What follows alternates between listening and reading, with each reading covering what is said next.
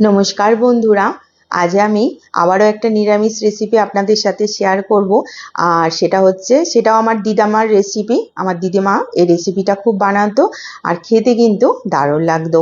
সেটা হচ্ছে দুধ চাল কুমড়ো বা দুধ ছাঁচি কুমড়ো যেটাই বলতে পারেন, সেই রেসিপি দারুণ লাগে খেতে।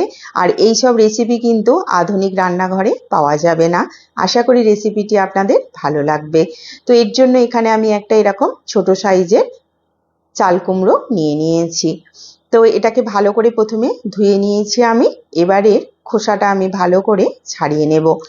একটু ছোট সাইজের চাল কুমড়ো হলেই কিন্তু ভালো হবে। চাল কুমড়ো পাকা বা দানা হয়ে গেলে কিন্তু এই রেসিপিগুলো খেতে ভালো লাগে না।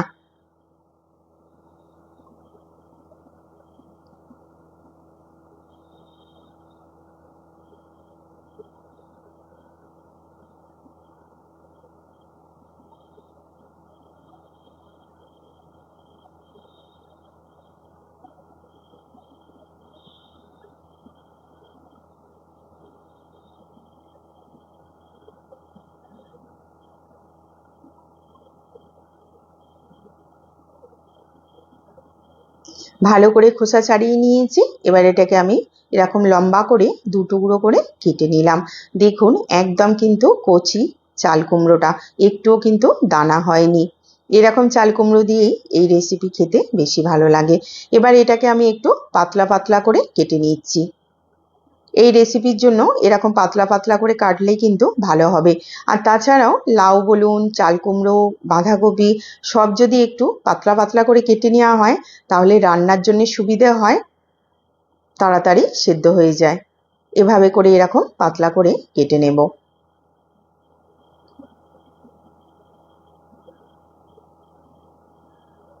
ঠিক এইভাবে করে পুরো চাল কুমড়োটা আমি কেটে নেব।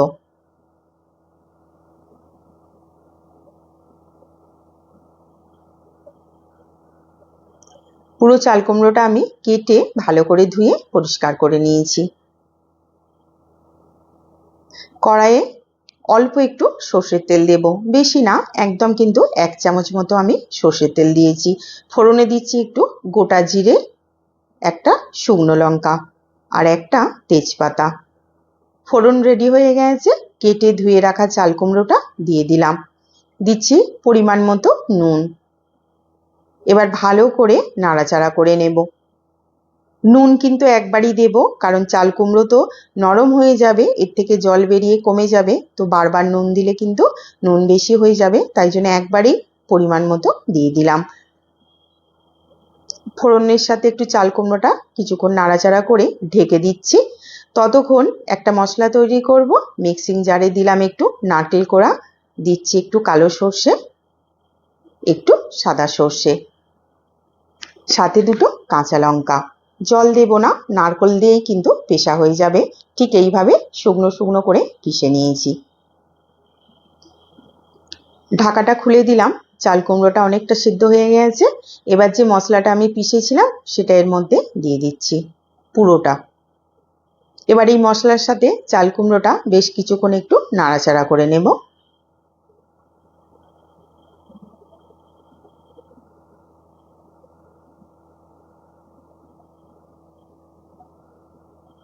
এতে আমি একটুও জল দেব না, এই রান্নাটা কিন্তু।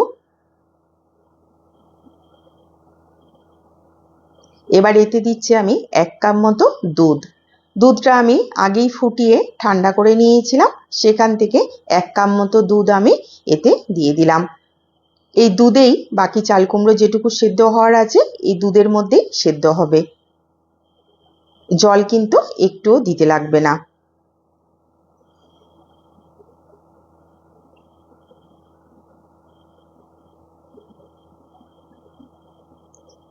একটুখানি 5 মিনিট মতো ঢেকে দেব।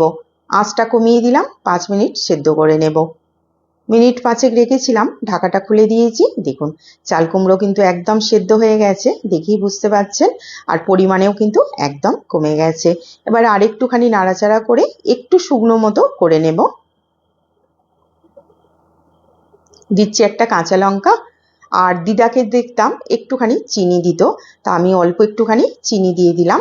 যদি পছন্দ না হয় দেবেন না, তবে সামান্য একটু দিলে কিন্তু খেতে ভালো লাগবে এই দুধ চাল কুমড়ো রেসিপি। এটা হয়ে গেছে, নামিয়ে নিলাম। উপর থেকে ছড়িয়ে দিচ্ছি একটুখানি নারকেল কোড়া।